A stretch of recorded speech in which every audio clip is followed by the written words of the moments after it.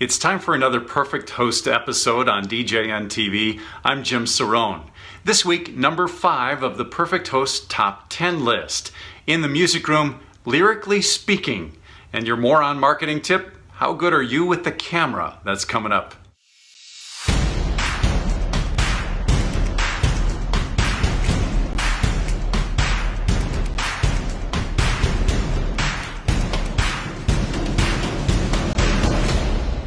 Jim Cerone with the Perfect Host Show on DJNTV. I talk about how important it is to stop thinking of yourself as just the DJ. DJs do so much more to keep a party going. Think of yourself as the host of every event you do. It forces you to own the event, to take more responsibility for whether it's a success or a failure. So I've got a whole concept, a whole top 10 list for you of ways that you can become the perfect host for your parties. For earlier steps, go back to the earlier episodes here on YouTube. Today, we're up to one of the most important. It's number 5, you name it. How good are you at remembering people's names? For a lot of us, not very good. It's a skill. It's something you really have to focus and concentrate on. When you meet the banquet manager, when you introduce yourself to the servers, as we talk about in number 2, game day, do you remember their names or do they go in one ear and out the other? Why does that happen? Because you're not listening carefully. You have to listen carefully enough. What does that mean? Most of the people we meet, we don't feel that they're important enough. And so we don't open the file in our brain that's going to catch their name. If you listen and care fully enough to remember their name, then you will. Type in Google how to remember names. You'll come up with over 1 million different ways. Everybody remembers things in different ways, and sometimes even for different people you have to use a different technique. Sometimes you can look at their face and picture the letter E if their name is Emily or Eric. Or sometimes it's their body shape, and something about that will trigger a way for you to remember their name. Sometimes you can come up with a rhyme. If their name is Rick and their hair is slick, I still remember that name from 10 years ago when I did a speech in Phoenix, Arizona. But it's stuck in my mind, Slick Rick. There's all different techniques, but the point is you have to care enough to remember somebody's name. And that takes focus and concentration. It's a skill, and it's something that's easy to lose. If you go to a month's worth of events and you're remembering pretty well and then you forget to focus on it, you'll walk up and shake somebody's hand and you'll go, what was that again? You have to listen and care fully enough. But there is help. You can cheat. In fact, it's encouraged. I get in advance all the members of the wedding party, the parents' names, the grandparents' names, the name of the person doing the blessing, and of course, the bride and groom's names. Now, most of the time you should be able to remember their names pretty well, right? Well, what if you have a triple? What if you're working Friday, Saturday, and Sunday? What if the names are similar? What if not just the names are similar, but one of the groom's names is the same on Friday as it is on Saturday? You have to cheat a little bit. So I always have my clipboard, my iPad with all of the VIP names down.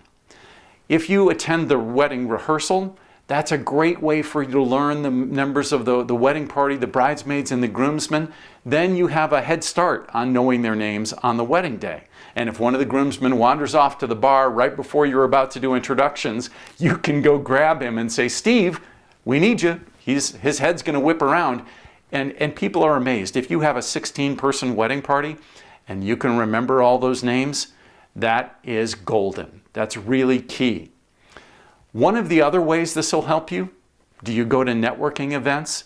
Do you spend time in ILEA or NACE or the Association of Bridal Consultants or Perfect Wedding Guide lunches in your area or a local networking group? You'll be much more successful at those groups, and people will remember you if you remember their name. And you may be thinking, it's no way, I'll never be able to do that. You can. You just have to focus on it and concentrate. When you start to do that, You'll be amazed. It'll be like suddenly you have a file cabinet that's been opened in your brain and you have a place to put everybody's names. You just have to do it. So number 5, one of the most important parts of the Perfect Host Top 10. If you remember the names of not just your bride and groom, everybody in the wedding party, their parents, their grandparents, grandmothers feel very special if you walk up and say, "You're Rose, aren't you?" How do you know that? Because you've cheated. You've already asked for her information in advance and you've taken the time to learn it. The members of the catering staff, the photographer, the videographer, their assistants. If you really use your skill to remember people's names, it will open doors for you. You will get more referrals than you ever thought possible, but you have to focus on it and concentrate. Number 5, remember people's names is one of the most important parts of the Perfect Host Top 10. Coming up next, lyrically speaking in the music room. DJ Event Planner will change the way you manage and run your business. Streamline all of your procedures and software into one easy-to-manage system. DJ Event Planner, the ultimate online planning tool. DJNTV, the Perfect Host Show. I'm Jim Cerone. In the music room this week, let's talk lyrics. There have been a lot of video crazes attached to a song, right? Watch Me Whippin', Nene, Lean and Dab, the Kiki song from Drake, and the latest Mo Bamba. Is Mo Bamba a song that you would play at your events? We have to think about lyrics, and no matter what we do, people associate the songs we play with us and our business. And they may be in the audience thinking, well, that's a DJ I'd never hire, or that's a DJ I would hire. Do you have a policy on whether you'll play certain lyrics or not? I think you should, and you should look up the lyrics of the songs you play.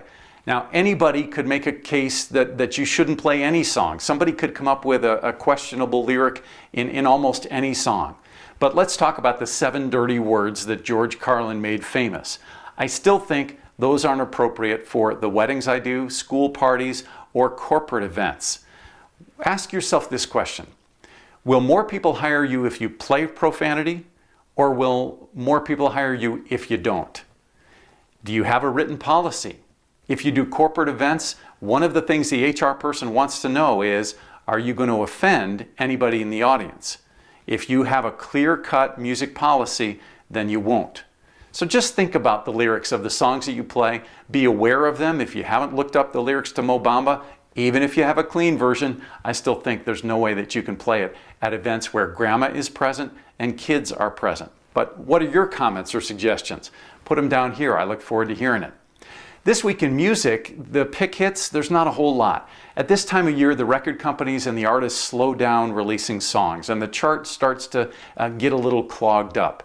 Happier, a song that we talked about earlier this year, has made it to number 1. So if you're not playing that, I think you probably should think about it now. There's a great remix available. And Panic at the Disco, High Hopes. I think that has finally been played enough in enough places that it's familiar, and I think it will work as a dance floor song. Another thing to be aware of, the Queen movie. Last week I got requests for Queen, so just be aware, have your Queen songs ready, and be ready to unleash it on the crowd. We've got your moron marketing tip next, the Perfect Host Show, DJNTV.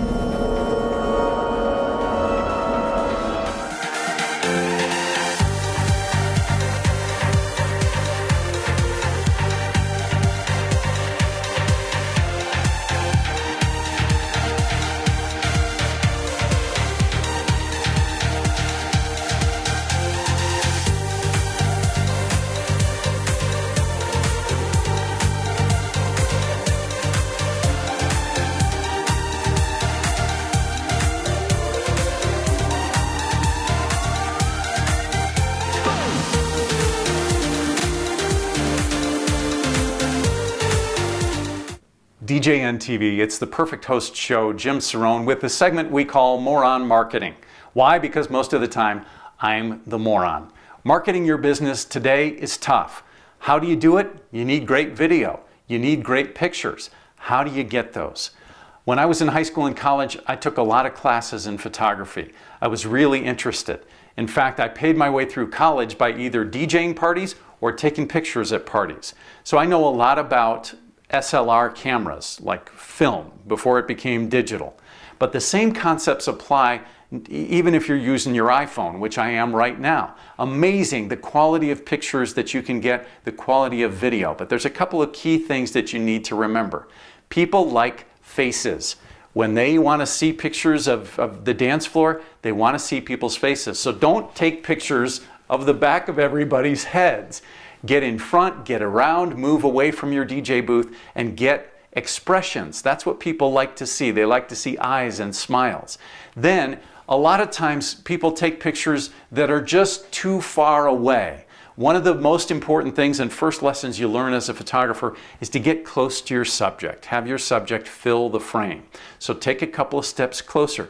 Yes, you can always pinch and zoom later after you've taken the picture, but the more you do that, the more the quality of the image gets worse because you get pixels. So just work on polishing up your pictures. And here's another tip when you're posting on social media: only use the best pictures.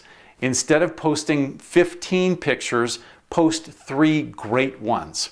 Instead of posting a clip that goes for 5 minutes, take the best parts of that clip and edit them down so that you have a 30-second clip that is just amazing with emotion. So work on your photo skills, improve your video editing, and take better pictures. That's your Moron Marketing tip, and that's the end of this episode. Happy Thanksgiving from our family to yours. I'm Jim Cerone. I'll see you next week.